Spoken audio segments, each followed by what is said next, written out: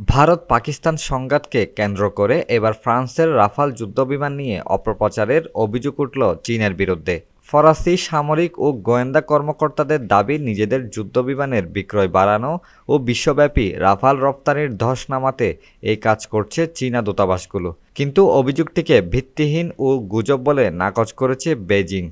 পাকিস্তানের সাথে সাম্প্রতিক যুদ্ধে ভারতের অন্যতম গেম চেঞ্জার ভাবা হয়েছিল ফরাসি প্রযুক্তির যুদ্ধবিমান রাফালকে। কিন্তু সম্মুখ সংঘাতে ৩টি রাফাল ফাইটার জেট হারায় দেশটি, যা স্বীকারও করেছে নয়াদিল্লি। এরপরই বিশ্বব্যাপী রাফালের নির্মাতা প্রতিষ্ঠান দাসো এভিয়েশনের শেয়ারে ব্যাপক ধস নামে।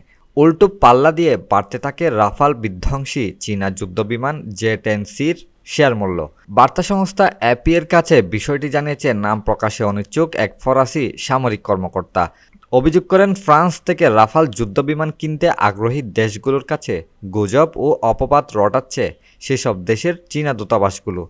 রাফালের বিক্রি কমিয়ে নিজেদের যুদ্ধবিমানের প্রসার বাড়াতেই এমনটা করছে বেইজিং, দাবি প্যারিসের।